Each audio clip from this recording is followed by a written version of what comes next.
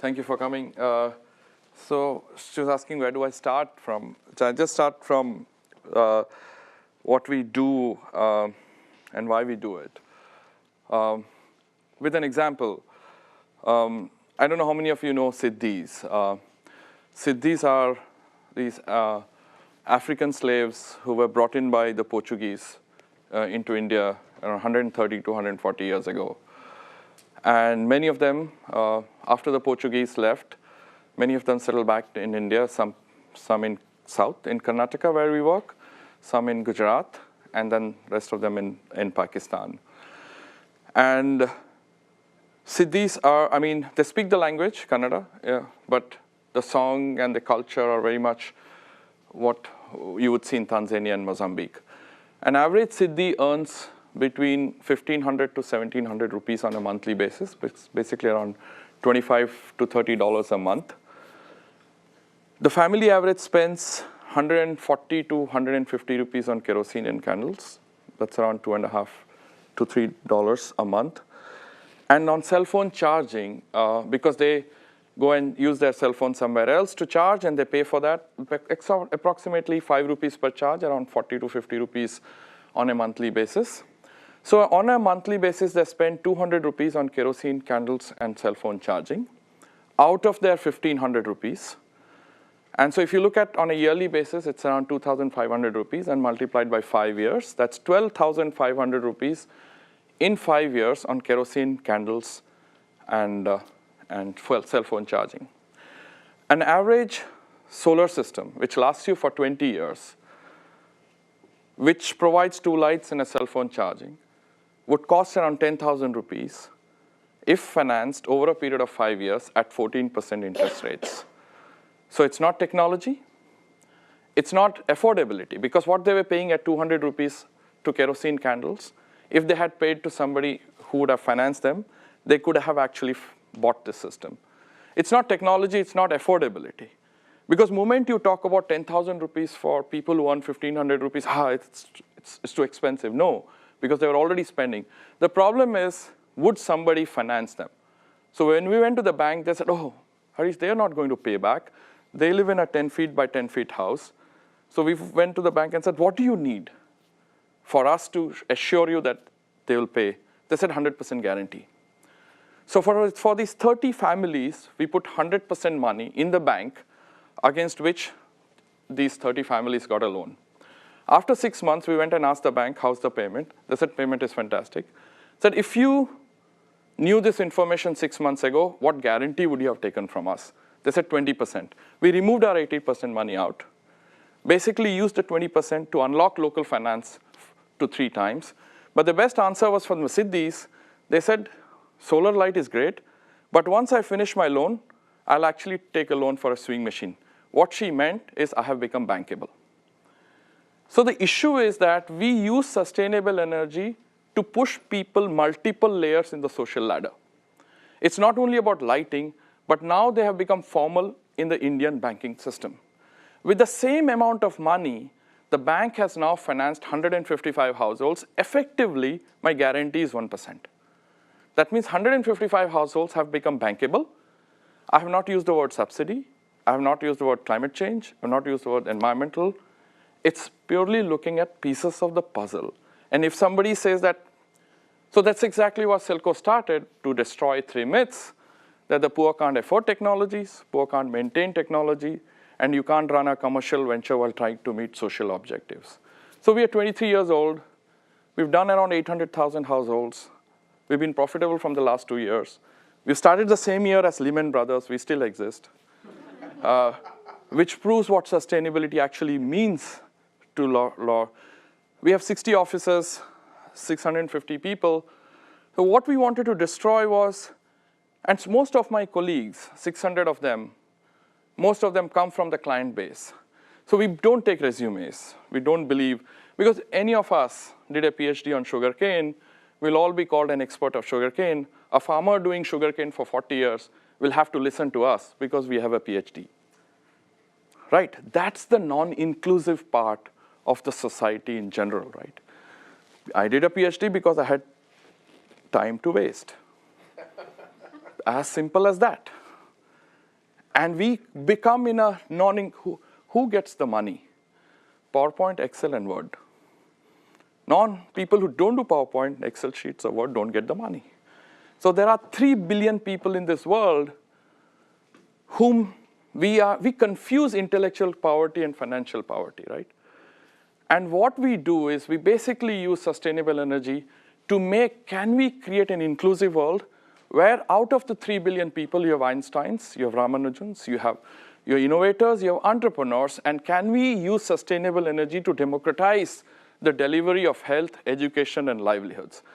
We look at different pieces of the puzzle. For example, we can provide sustainable energy to even beggars. Like we break the poor into 3 categories: poor, very poor, and abject poverty. We can create financial mechanisms for people who are abject poverty with future cash flows, not existing cash flows. Like example, today, what happens is when I design solar for a sewing machine, a lot of people say solar is expensive, but nobody complains that the sewing machine was inefficiently designed. Because it's inefficiently designed, it guzzles more power. Because it guzzles more power, people say, oh, you need coal. Best friend of inefficiency is coal and other fossil fuels because we have created an inefficient way of delivering electricity in many ways. Had somebody designed a high-efficient sewing machine, high-efficient blacksmith blower, high-efficient butter churner, the very income-generating activity products like carpentry, we can today design the whole system with financial sustainability today for the abject poor. And destroying the myth that solar is expensive. We say solar is expensive for the rich and affordable for the poor. It's the rich who need subsidies because you get a subsidized electricity while the poor have to go with non-subsidized energy source like kerosene and other parts which are expensive, which are dirty. And that's why we're trying to destroy that myth in many ways. So if somebody had designed a sewing machine which was highly efficient, with many ways, for example, instead of today what we do is we design the solar system, we push the manufacturers to give us a high efficient sewing machine. We create the appropriate financial product that matches the cash flow of that particular sewing machine and design. It's like the best financial lesson Julia reminded me is what I learned many years ago was when a street vendor said 300 rupees a month is expensive, but 10 rupees a day is fine. The question is the cash flows is on a daily basis for many of them, but the financial products are not based on the cash flows of the poor. How do you design cash flows for a street vendor on a daily basis, for a paddy farmer on a yearly basis, for a sugarcane farmer twice a year, for a postman and a teacher on a monthly basis? You start looking at the ecosystem because a product at the doorstep of the poor is a combination of technology, finance, and market linkage. For example, Dola Koalas. Dola Koalas are these drum makers who migrated from North India into Bangalore for a better living. They thought coming to a city they would have a better living. They are migrant workers. They said, if you provided us solar, we will make more number of drums. That's how they make their living, by making more drums. More number of hours in the evening with light. But can you do it? We can afford a solar. It's great. But can you do it in a way that we can run with it? Because these are slum dwellers who are given 45 minutes of time by the police to evacuate from a certain place. It was not the question of technology. It was not the question of affordability. It's a question of design. The same thing in Northeast. A lady said, I would like to see a solar system, but because it's the second most expensive after my house itself, and I can see the flood waters coming, can I run with it? It's not just light. When people say solar light, it's not light. It's an issue of design. It's a question of product design. It's a financial technology.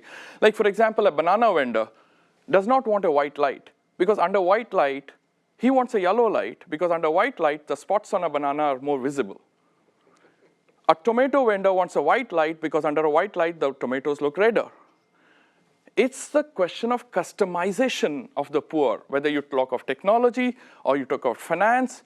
Like, for example, a technician colleague of mine who, when an auto rickshaw driver came to his house, came to the office, SELCO office, and said, I want a 3-light system, my colleague actually looking at him said, this guy can't afford a 3-light system, it's too expensive. But he said, wait, I know what you need. He went to his house, he broke a part of the roof, put one light, and he said he needed light in 3 rooms. He didn't need 3 lights. Now, we all English speakers would say, oh, great designer, need-based design. We use all these synonyms or acronyms or names that we use for making this whole design process semantically sexy enough for all us to raise money, right?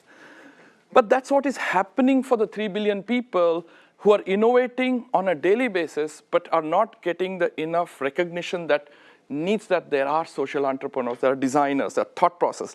A typical street vendor in Bangalore, for example, she goes early in the morning at 3 o'clock, buys the vegetable from a wholesaler, takes money at 8% on a daily basis.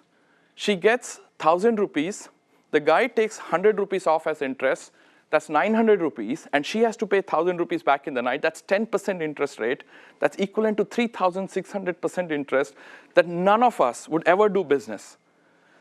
Then she buys vegetable according to which part of Bangalore that she travels to. If she's South Bangalore, where it's conservative Brahmins, she'll have vegetables of that. If she goes to North Bangalore, where the Muslims and the Christians say, she has, in our language, it's market analysis.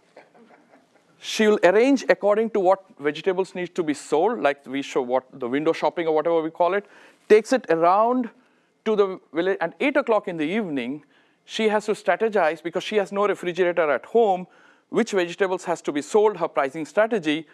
And at 9 o'clock, she has enough money to pay back the loan of 1,000 rupees, the cart rental, the police bribe. She has enough money to stay so that her three kids are fed. How many of us have heard of a street vendor going out of business? But how many of you have heard software companies going bust in 98, 99? Lehman Brothers, big banks, subsidization of big banks around the world. How come the poor survive without real subsidies? They're doing something right in terms of innovation, business models, thought process, market linkages, but we're not able to comprehend them in a way that because we don't understand. And I think in a way we wanted to break those myths of degrees, because in India we have another class system. Forget the caste system, but we also have a caste system of degrees, as I said, PhDs and masters, because we had time to waste, but also the whole English speaking, nothing against the language English, but non-vernacular. You don't hear our non-vernacular crowd getting encouraged in many ways. Are they not innovators? But because I live in a country which gets subsidized by the poor in many ways, maidservants, drivers, we wanted to create an institution which would break those myths, saying that how do you break that there are innovators, there are innovations, and how do you use sustainable energy as a catalyst to actually make that happen? So similarly, for example, how do you reach out to people who earn less than 20 cents a day? For example, these houses, we ask them what you need, and we also differentiate between need and wants. Needs are something that needs to be customized. Wants that can be standardized. Want an iPad, want an iPhone, all can be standardized. Unfortunately, we are using the same methodology of standardization into the concept of needs, because the light on her dining room is very different to the light on her. We customize on our own. And for the needs, and needs can be done, and especially how do you look at people who have non-expendable income? Non-expendable income that goes towards needs, expendable income goes towards wants. So as when you look at the poor, where the poor have non-expendable income, moment 1 rupee goes towards consumption, you actually make the poor poorer. And that's why we say, how do we make sure that every rupee in the bottom of the pyramid goes to creation of an asset that leads to the poor getting out of poverty? And that's our goal in many ways. How do you use non-expendable income to create expendable income and get people out, creating a social security? The same example, how do you reach to people who earn 20 cents? Oh, let's subsidize. Classic World Bank language. What we basically said, what they need is 4 hours of lighting so the child can get better education. What we did was we put solar panels on top of a school. We put light and battery at home, battery being less than the weight of a lunchbox. The kid carries the lunchbox, the battery to the school, plugs it into the school system. If she doesn't come to school, there's no light at home. The mother says, I don't care whether you study or not, I need the light. So you do two things. One, you increase attendance, you have light. The financing is done for the light and the battery, and the solar panel goes into the infrastructure costs of education. Now, you have coal-fired plants, anybody of us. You have transmission lines, and you have a house where we pay the utility. It's the school, the kid, and the house. It's the same thing. She's the transmission line. Now, A plus B, A is the school, B is the kid, and C is the house. A plus B could be an entrepreneur delivering lights to the street vendors here. You can come up with various mathematical models and various business models. And that's the beauty, that the 3 billion people in the world will actually reteach us how sustainable businesses can actually be done for the future in many. And that's what we're trying to do is, and that's why we've been profitable in the last 12, 13 years, making decent profits for the organization to grow. But what we've also seen is, what happens is, once you look at, a typical thing is, when you go and buy a TV, most of us, what happens is, the 9 out of 10 times, the person who's selling you the TV earns less than you. In our case, 9 out of 10 times, the person buying the solar system earns less than us. It's a reverse process. Unfortunately, we use the same marketing principles of creating business plans for both selling the TV and selling the solar, which is exactly many of us fail when we try to reach out to the poor. When does the reverse thought process, when the reverse economics happens, that the person who is giving you the service earns less than you? Think of doctors and lawyers who earn more than you, and when you go and get your services, you don't go to a doctor and a lawyer just by opening the yellow pages.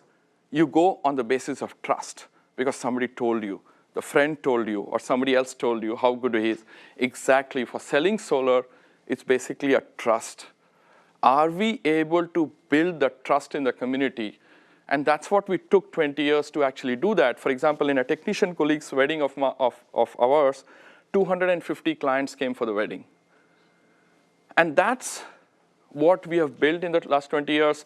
We are in the states that we're working, we are not known for being a solar company, but we are known for being part of the society. Whenever any of my colleagues make a statement, it comes on the newspapers. SELCO said that this art should survive. SELCO said these taxes has to be removed. We don't make a single statement on solar energy, but our primary business is solar. And so that's how we have built that trust in the last 20 years of reaching out to 800,000 clients. And also because we don't take resumes, we do an interview process where we work 6 days a week. And a lot of youngsters who join complain about it. We said the day the poor get Sunday holiday, we will have a Saturday off. Have you ever seen a poor man jogging? Have you ever seen a poor man going to a movie? Have you ever seen a poor man saying that I am overworked? And that's the 4 billion people in this world. So we all are living in a bubble that we have made it so non-inclusive for the rest 3.5 billion people to integrate, that they're not able to take a single day of holiday. And then we say in the interview process also, please keep your degrees outside. I don't care whether you're a 4th grade dropout, whether you're a Stanford or an MIT or an IIT grad, your salary is going to match what your contribution to the organization is. Unfortunately, today businesses are structured on where you come from, what your resume says, and not what the business can actually afford. And I think we need to rethink how businesses should be structured financially, socially, and environmentally. Is how do you bring the cost structure in a way? That's why we said that most of our colleagues would come from the client base. And out of the 600, we have around 550 who come from the client base. We have a hierarchy, yes. We don't care who. If you come to our top management meetings, you would not know who is an All India number 2 chartered accountant, who is an MIT grad, or who is a 5th grade dropout. We've made it very clear over the years, destroyed this whole stupidity of education that has actually created such type of non-inclusivity. And that has led to profitability in many ways. And also, our turnover of people is we lose less than 1.5% people on a yearly basis.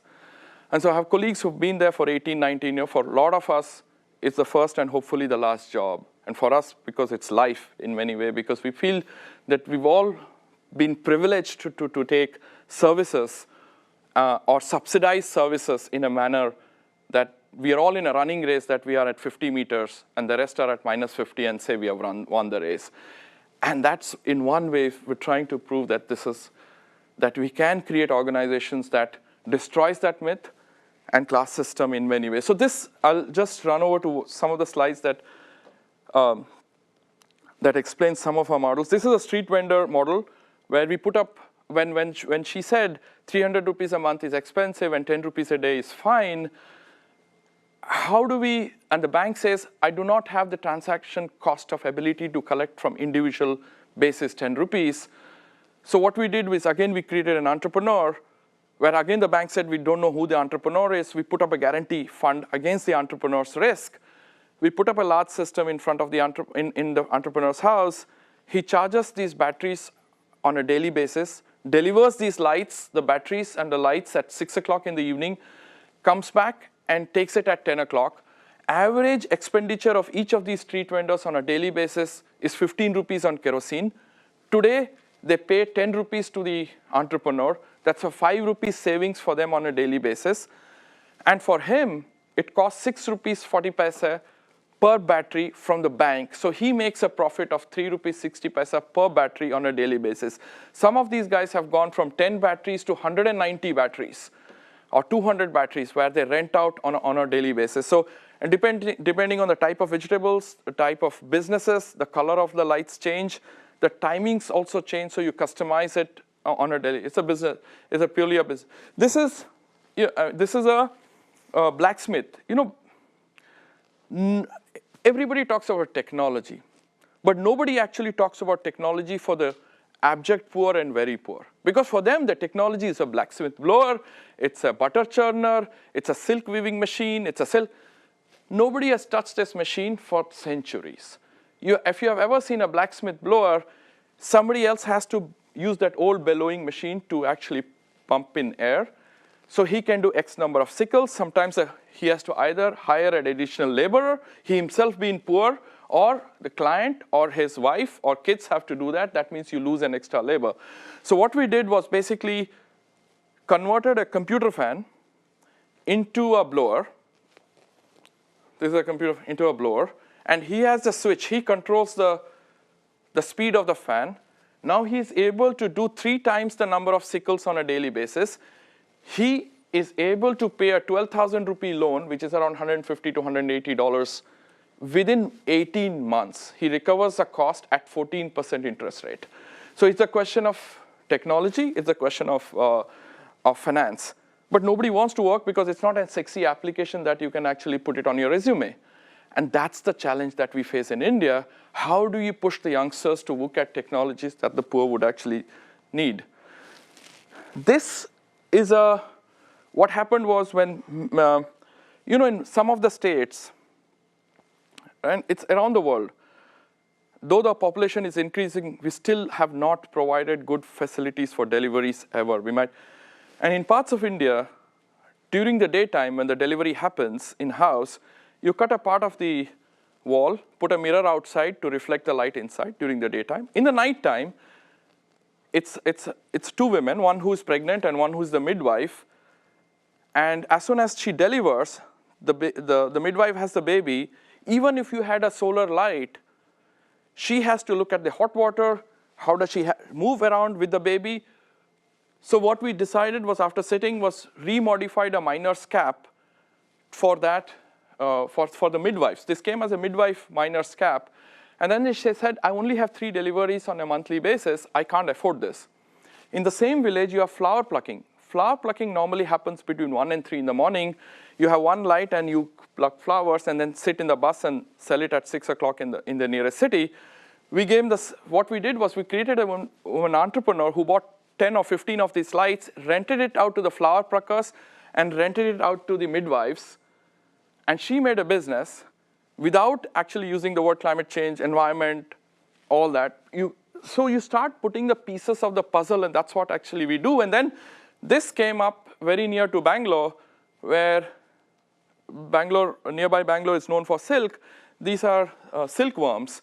And if one drop of kerosene actually kills the whole basket of worms. So they converted some of their lighting to headlamps to actually feed the mulberries during the nighttime. So how do you look at diversification of products in 3 to 4, 5 different ways? This is a sewing machine. I mean, this is a modified sewing machine, again based out of Karnataka. He was losing income because of lack of reliability of electricity. Once he converted to solar, he was able to pay back the loan in 15 to 16 months. So today, in many of our areas, many of the people who have actually adopted for solar are poor, but who already had grid electricity.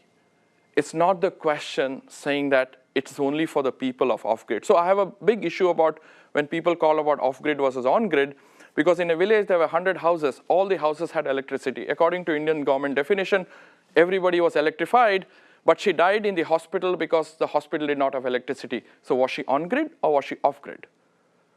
I think the stupidity of language that we use is where the poor actually suffer, and we want to get away from saying that can we provide reliable energy access and democratize it? And what I mean by democratization today is like, think of a dental chair.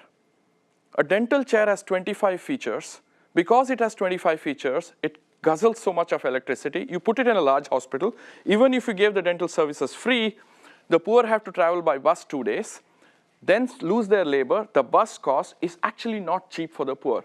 Had somebody designed a dental chair with only 4 features, foldable, powered by DC, I would have provided solar-powered dental chair, dental services right at the doorstep of the poor, thus democratizing. We all call ourselves US, India, everywhere else as the largest democracies, but are our service democratized? Until we do not provide services that are democratically available for the poor at their doorstep, we as nations are not democracy in pure form. And that is what we are saying, that sustainable energy is a wonderful link to democratizing. So if somebody had created a dental chair, same thing in education. We worked with a company to reduce the power requirement of a projector. A typical projector consumes 150 watts. We worked with the company to reduce it to 20 watts. But more importantly, we worked with an education team that actually worked on high quality content of 8th, 9th, and 10th grade that was plugged into the projector. We went to the schools and said, you have high quality, I don't need your blackboard, I need your white wall. Leapfrogging technology from black to the white. Now suddenly the kids have, you can see a plane fly, the whales jump. It's high quality 8th, 9th, 10th electronic media. And don't worry about it. You have 8 hours of uninterrupted education. It's run on solar, but that's not a critical point. How do you make solar disappear? How do you make solar way of life? So for us, typically is, can SELCO kill itself in 10 years? Where energy access or solar energy or sustainability becomes part of health, education, livelihoods, disabilities, disaster management teams on their own. It becomes part of their portfolio that you don't need to. When you're designing a program for large education in the country, sustainable energy becomes part of the system. When you're designing a lot of health PHCs, public health system, solar energy becomes part of the system. And that's what one of our aims is, to kill ourselves. This is same, like for example, it's a combination of solar and daylighting. Here this night, but there's an entrepreneur who has 20 to 30 machines. His asset, for example, a lot of people talk about microfinance. I think microfinance is not a solution for poverty eradication. Microfinance is like you and me buying a house on a credit card. For them, for the poor to really get out of poverty, poor need to own assets. And for assets, we need long-term finance. That's exactly why countries like US, Europe, parts of India, South Africa have developed, because you have long-term finance for machinery. And that's what we're saying, that how do you create long-term finance for the poor to own assets? And after only then that people will actually get out of poverty. This is a roti rolling machine. It's a dried rotis, which a lot of the poor actually make. And so what we did was we converted an existing roti rolling machine to a solar-powered DC machine, which actually, instead of doing 50 rotis a day, now she does 500 rotis on a daily basis and sells it to the local restaurants. And her recovery, which is each machine with solar power costs around $1,000, her recovery is less than 3.5 years. Her previous earning used to be $50 on a monthly basis. And moment we talk about $50, how can she earn $1,000? It's about it's creating good, affordable finance. And that's why we say that there's a difference between cheap product or a low-cost product and affordability. A lot of us, and especially engineers, confuse between low cost and affordability. A 20,000 rupee swing machine is more affordable than a 10,000 rupee swing machine. Because a 20,000 rupee swing machine will actually produce more number of shirts for her to afford it to pay back a bank loan, while a 10,000 rupees would be a technology debt. And we engineers need to understand when we design. That's why pure engineering teams have never created good solutions for this world. We need cross-cutting teams. We have diversification. You need an anthropologist, you need a finance, you need an engineer, you need a business guy, everything together to actually design a product, because I can actually make a cheap product expensive by expensive finance, or an expensive product cheap by having a cheap finance. So it all depends on how do you create the ecosystem that needs to happen. And that's what here, for example, there are women, what they did was after now, because we've done around, in the last year, around 150 of them, there's one lady who has bought 3 of these machines. She makes around 3,500 rotis on a daily basis. She packs it up from the village and sends it to Bangalore, where somebody buys it on a daily basis. Her income has gone from $50, she does $2,500 on a monthly basis. And that's a dramatic, obviously these are exceptions, but sustainable energy can make it happen one way. So it's not about abject poverty. How do we really look at, I think this one, yeah. So basically the examples, what I showed, give the examples of how you look at finance, you look at market linkages. Like for example, we can do a brilliantly solar-powered swing machine. Instead of doing 4 shirts a day, somebody does 8 shirts a day. Typical NGOs, right, how we increase the production. Yes, you increase the production, you did not increase the income, because if there was no market to sell the extra 4 shirts, the swing machine actually becomes a technology debt. So how do you create appropriate market linkages? How do you help the partners so that she can actually sell the extra 4 shirts? And that's the pieces of the puzzle that we try to do. And for that, I think the flexibility that we've had over the years was the type of shareholders who actually came to us, both saying that, how do we create businesses that are socially, environmentally, and financially viable? How do we create processes that can be scaled up, not companies itself, that can be scaled up? Each process, like the process of guarantee, process of creating a motor for the swing machine, process of actually creating a market linkage for the swing machine, can all be scaled up, the guarantee, and then let all the other enterprises, like a typical word that's been used in the Bay Area is, how do you create unicorns? Unicorns will destroy this world, will monopolize the services. What we need to create is zebras. And how do we multiply and create a multiple of that? And if poor need to be innovators, how do we make sure that out of the 3 billion people, for them to be innovators and entrepreneurs, and we believe sustainable energy is an extremely powerful tool. For that, we're a lucky set of investors, like Lemelson Foundation. When Julia used to be the head of Lemelson Foundation, that's when they put in an equity stake of 33%, along with Good Energies, who took at 47%, and we have another foundation called the Doen Foundation, which is a Dutch foundation which has taken, so between them, they own 100% of the organization. But the mission is in the hands of the management. The shareholders cannot sell their shares until the management actually agrees that the future investors are mission aligned. So we have a good shareholder agreement, but that led to the creation of the organization, what it does. And every year we have, when we make profits, 30% of the profits is taken aside for employees, and it's taken from the lowest rung.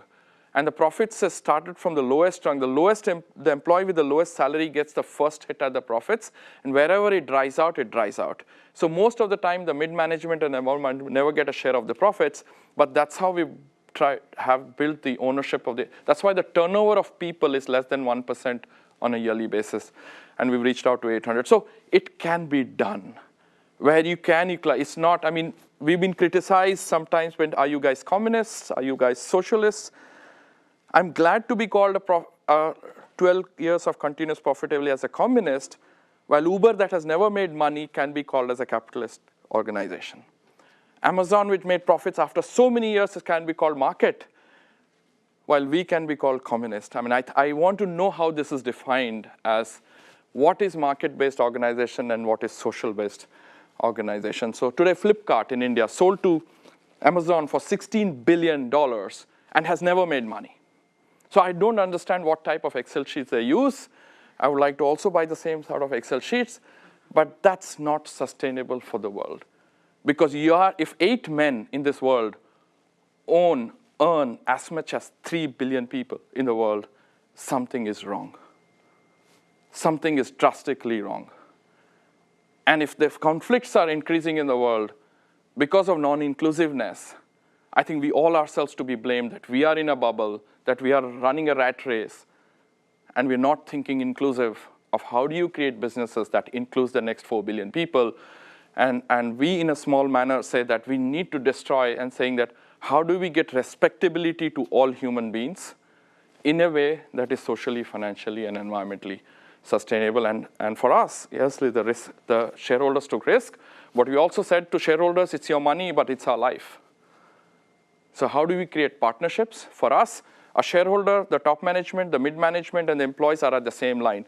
We don't like the word saying that I have taken money to increase the value of the shareholders. What do you mean? The rest of the ecosystem is of useless?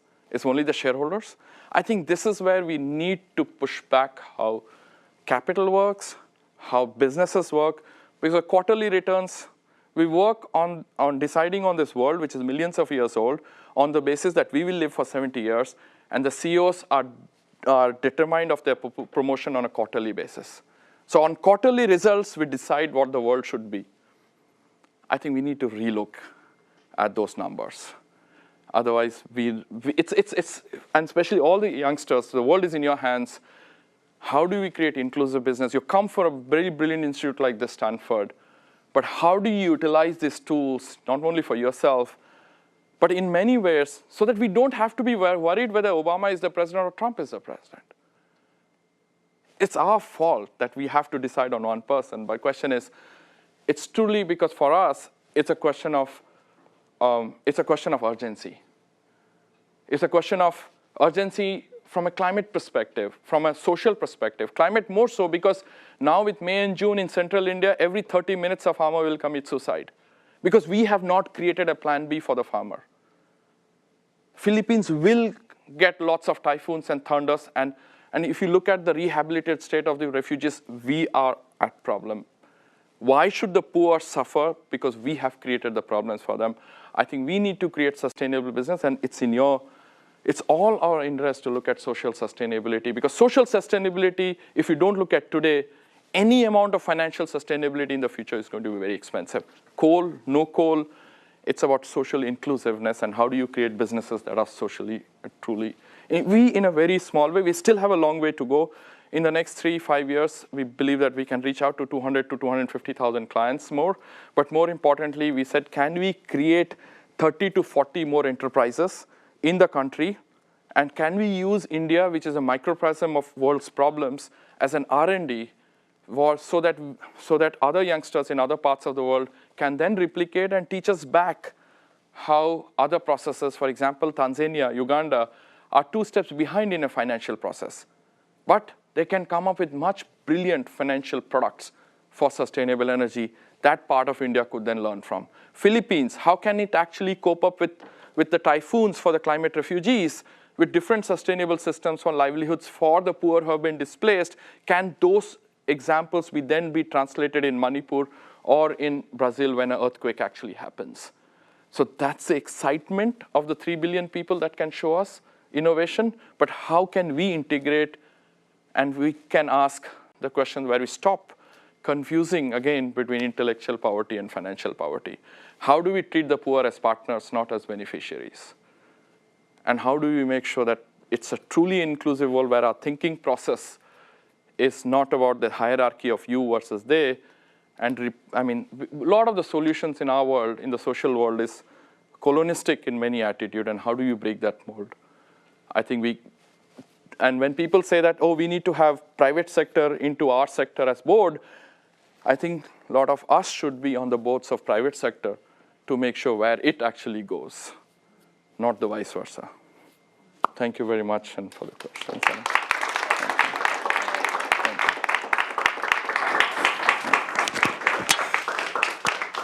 Thank you so much, Harish. So inspiring to hear you, and I knew it would be. It's amazing just your ability to speak to us and just speak so extemporaneously from the heart and from such rich experience so naturally, without any notes. Thanks, Julia, for inviting me. You've always been that way, so it's wonderful. Thank you so much for sharing that. And it's open for questions. We have some time, so I think Harish is a pretty open guy. Anything's fair game, from his own personal life story to the work of SELCO to anything he spoke about.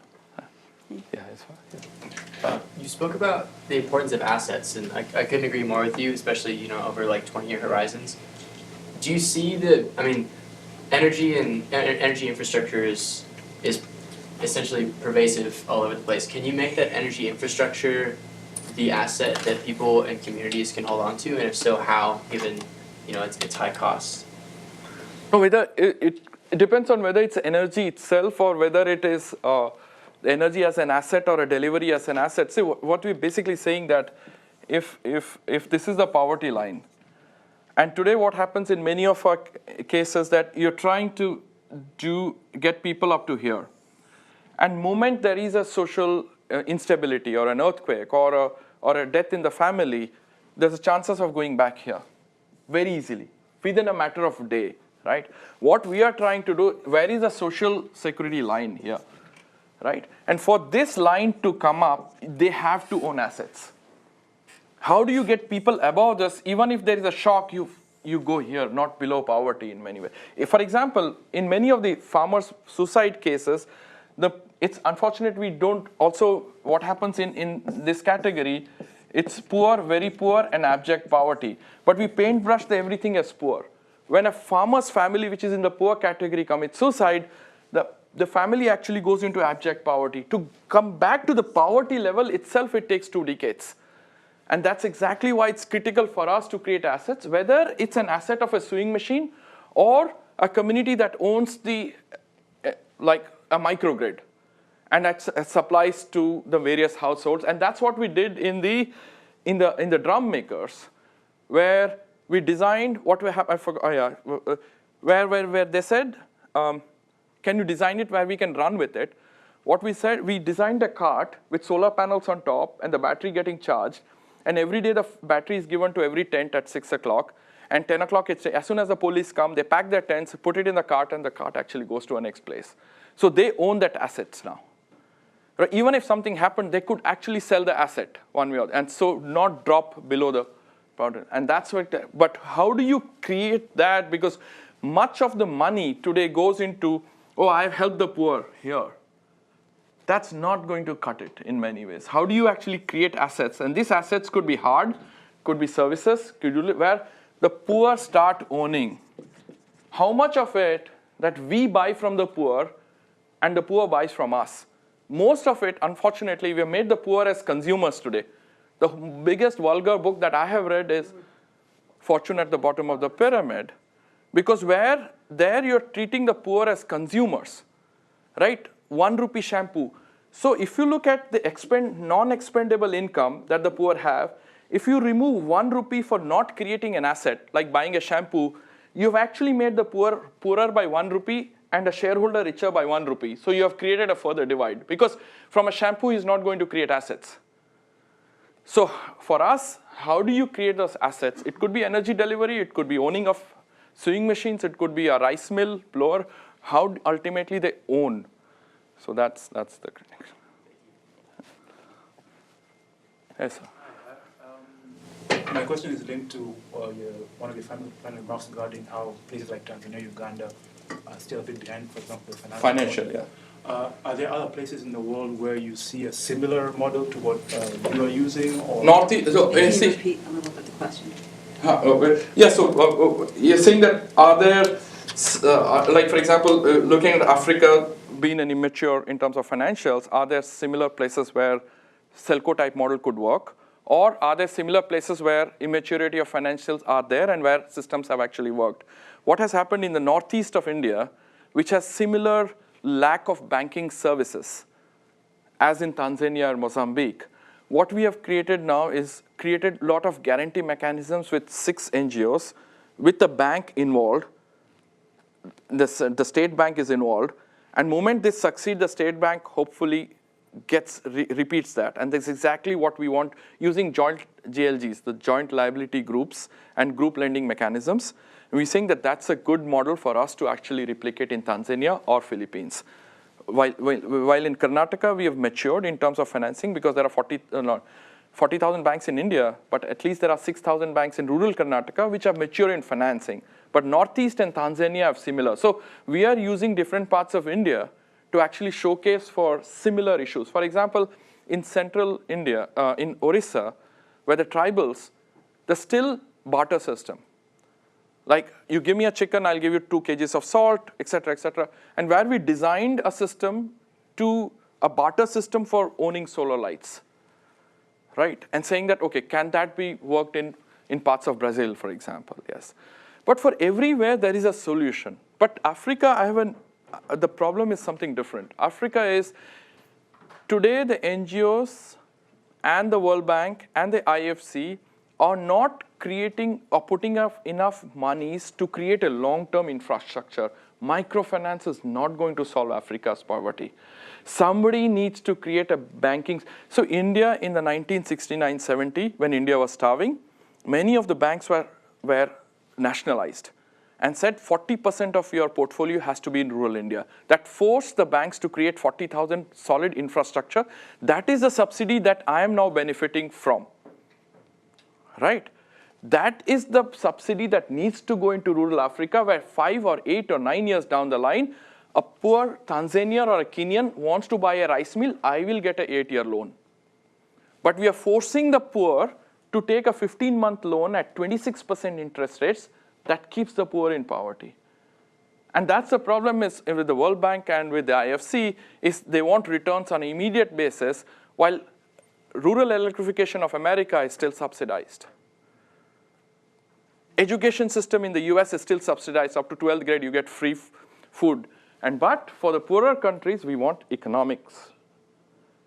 And that is where we need to relook at. It's not because America or US, but I also believe that we, in India, we're very clever because our denominator is high. The rich are getting away with carbon pollution. Oh, our country is 1.01 tons. So we can pollute as much as we want. But who pollutes? The rich in India. The rich, and that's why we go to Paris Agreement saying that we can pollute more, but it's not the developing versus developed country. We need to divide the world into rich and the poor, not so that the poor in the US also suffer because they belong to a rich country. I think we need to differentiate. But coming back to your earlier question, yes, there are financing models, but they need long-term gestation periods. We are in the world of Facebook and Twitter, that's getting harder. So, yes. I'm curious to know how other sustainability leaders reacted to you initially and how they react to you now. So other people and organizations that either seek to alleviate poverty or are interested in solar. So how did they perceive you, and how has that changed? I think the initial, a good question, like how did the initial leaders perceive us the way we looked at business? I think we were greatly perceived 20 years ago because it was a classical, my wife gets sometimes angry because when I went into the energy field way back I was the only guy below 60 years old, so today I get more invitation to funerals than weddings. Because these were the classical California hippies and everything who looked at sustainability at a longer term. But the question is, today's it's all about break-evens within 1 to 2 years. That cannot happen. That cannot happen. The present leaders are, how do we sell the products to the poor? If 300 million Indians are without electricity, or if I get 1% share, 3 million, that's my market. I think that's not how you will look at business. I think that has changed over the years. It's actually, but I also blame the business schools around the world, the Indian Institute of Management and the business schools that actually say that, how do you use the same franchisee concept in the McDonald's and Starbucks and Reliance Fresh into this part? And this is a completely different way of doing business. These are two different. I think that's the present generation of business leaders are very different to the business leaders that were there in California 15 to 18 years ago. So I think now I'm getting more resistance than what would have got many years ago. But we're getting more support from other sectors, people who've actually done it water, in sanitation, health. They are the people now understanding how energy should be, not the energy guys itself. Do you think that's because they're seeing more drastic effects, or why do you No, the pressure from the shareholders. Because you're believing that, okay, there are 1.6 billion people without electricity, and we can sell it to them. Like not realizing that the biggest subsidy Google got is the internet. Google did not pay for the creation of the internet, right? Who creates the ecosystem for energy access companies to actually succeed? That monies have not happened. And so people are putting direct money to create a Google as if the internet does not exist. You're obviously going into loss making. Then whom do you blame that the market was not ready? Because, oh, he was actually a graduate of Indian Institute of Management. He can never fail. The poor fail to pay. And I think that's the wrong notion of businesses, the way it's going. And that needs to be destroyed. Yes, sir. When you asking money from these Western investors, they want some return of investment. So say someone has to invest $1 million, then you have to compete with other businesses who will provide better return on the investment. So how would you? No, it's not Western investors. Actually, the question is like, what is expectations of the Western investors or any investors compared to other? Actually, the Indian investors are like 10 times worse than anybody else, asking 30% return, which can only be done to the Colombian businesses. The question is, it's about, there are a lot of people who come from the traditional business sector who've run family business for 100+ years. They are the people who actually realize that this takes long term. Because one of our investors runs a 125-year-old family business. They're the richest Dutch family in Holland, the Brenick Meyers. They said the exact capital that Selco needs, that what we got in our first 20 years of business. It's exactly the type of capital that GE and Citibank got when they started. GE and Citibank wouldn't have survived in the present day with the returns that people had expected. I think that's the type of capital or investors that we look at, the long-term investors who look at 18, 17, 18-year window of business here. And there are people like that. Yes. So the off-grid solar market is getting increasingly competitive with a lot of different, incumbents. So I'm curious, like, what your thoughts are on, like, the challenges to get to scale and to differentiate yourself in an increasingly crowded market. And maybe it's different in India versus Africa. I'm just curious. Now, how are we differentiating with other players, right? We're not differentiating with other players at all. What we are saying is that if the world gets energy access for 3 billion people, we no longer need to. We started to solve a problem.